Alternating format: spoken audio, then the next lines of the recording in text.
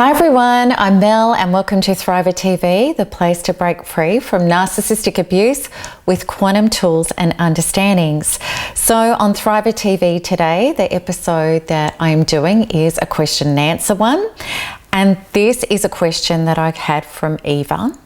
And she says, Mel, could you please explain the difference between how a victim would respond versus how a thriver would respond? So I'm really happy to answer that question because it is such a great question. And let me just start off by saying or explaining the reasons why a victim and a thriver would respond very differently. So for a start, victims are looking at life from the outside in, and thrivers are looking at life from the inside out. So with a victim, what's happening is they're trying to source self from outside of source because they're not self-partnered in their body. So automatically what this does is it throws them into survival function, which is reaction. Whereas thrivers, they're self-partnered and they're in their body, and this is what their orientation is. So they have an ability to be able to respond and create.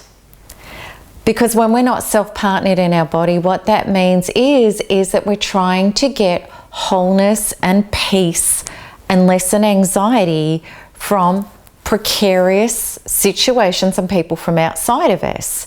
So automatically that means that we're going to be handing over power and we're going to be triggered back into instinctual states. So instinctual states are our old stuff. So they're the ways that we've been in fear or pain, or we've been showing up as wounded children in adult bodies. And it means that we're stuck on a trajectory with things in our life that have been disappointing without understanding how to evolve beyond those states to be able to generate a different reality with life.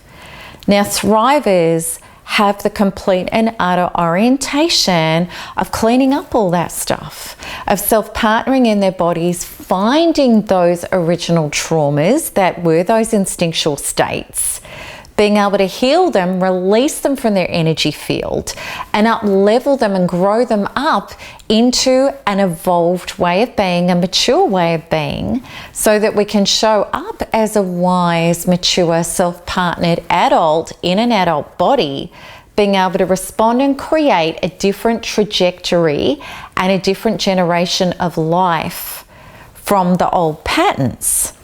So let's just go to the first example of how victims and thrivers do it differently. So let's just use an example of dating. So let's just say that a victim is on a date with somebody that they're chemically attracted to, and what they're going to be likely to do is they're going to think, well, how do I make you like me? You know, how do I, laugh in the right places and smile and, do all the things that are going to get you attracted to me and ask me out on a second date. Whereas a thriver is going to look at it from a completely different aspect. The thriver is already in their body, they're already self-generative. They don't need this person to come along and give them themselves or their life. They're actually looking for somebody who's going to be healthy enough to add to their already established whole self-generative life. So the thriver is going to be in their body thinking, okay, now how do I show up in a way where I can generate conversation that is going to give me the answers and is going to give me the information about this person to qualify whether or not that they have the same values, they have the same ideals, they are of character, they are somebody that could add to my life in healthy ways.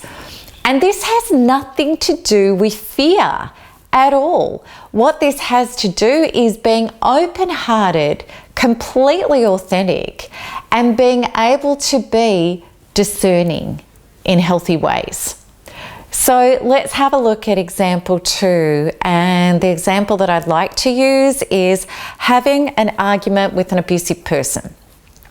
Now, we all know what that can be like. This is a narcissistic abuse community, and somebody that's vomiting all over you, they're accusing you of everything that they do themselves, and it's just really insane. Now, victims approach this in two ways. They have two different beliefs here.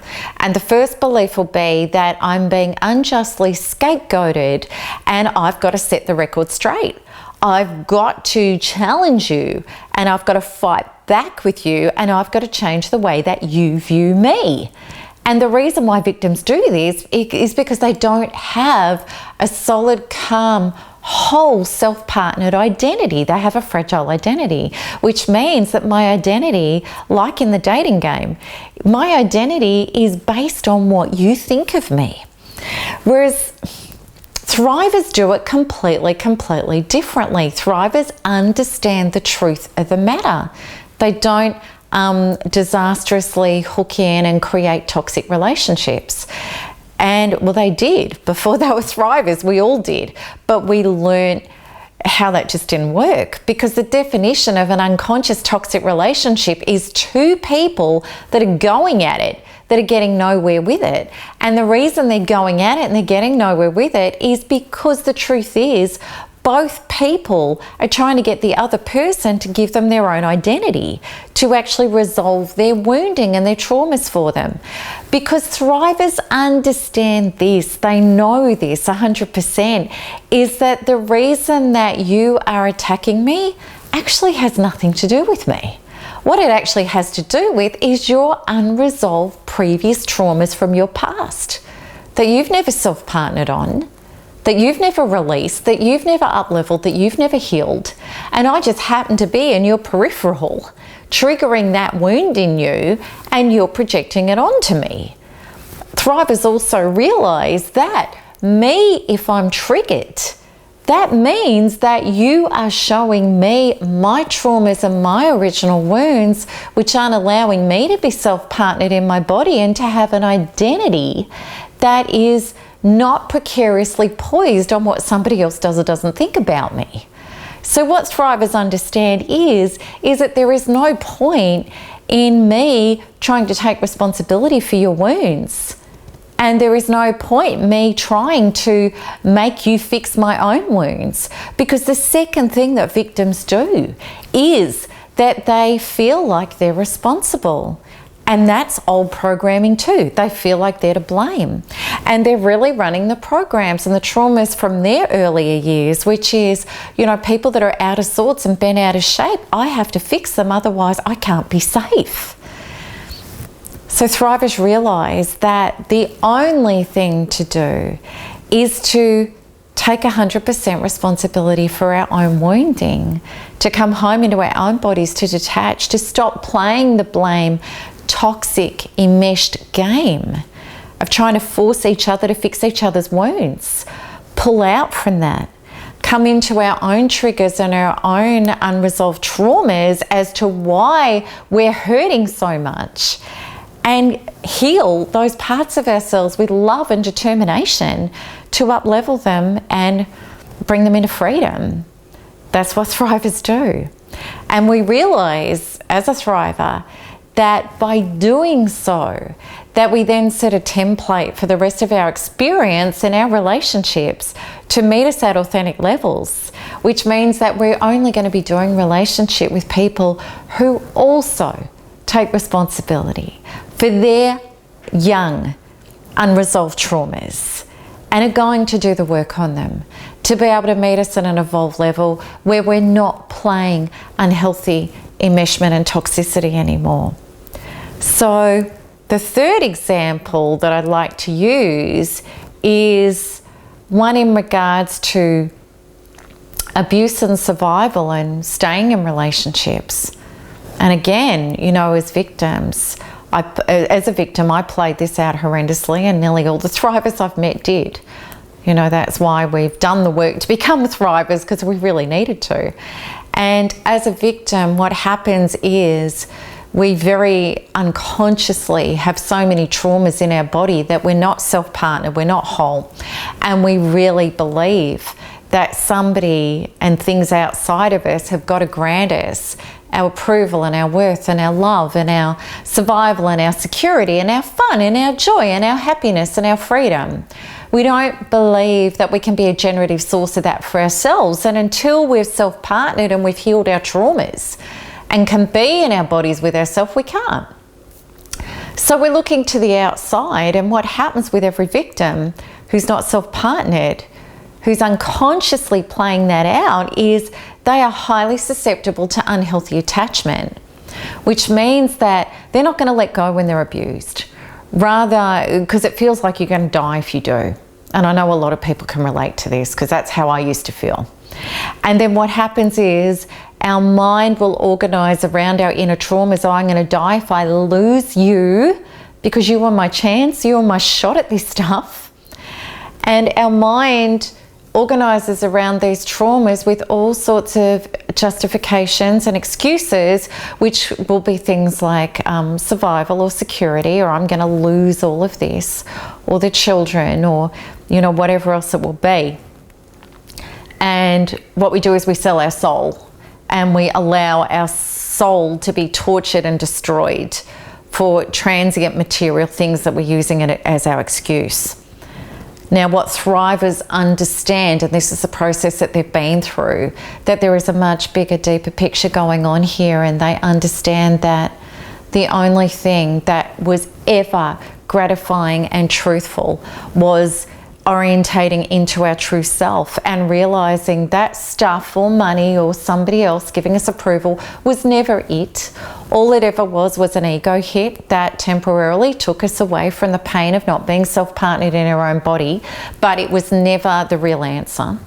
And that we were on a trajectory of life that was orientated as a false self, co-creating with narcissists, which are a false self, and that we are prepared. And often we've nearly had to die to get to this point to realize it, that we are prepared to let go of that life, and we're prepared to lose all sorts of things in order to come home to the truth of our soul and partnering our soul and evolving ourselves and becoming what we really want, which is a radiant, free being, authentic in our own body, generating a radiant, authentic life with all of the field of life. That's what we want. That's what everyone has always wanted. And we cannot do that when we are not self-partnered and we're living a false life.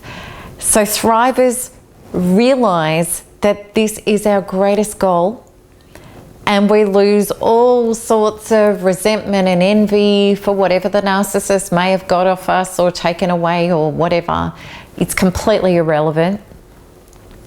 And we also understand that we are not doing our children or their generations any favors by saying, by putting down an example for them of that it is okay to have your soul tortured in order to have a college fund, or in order to have these bricks and mortar, or to have this lifestyle.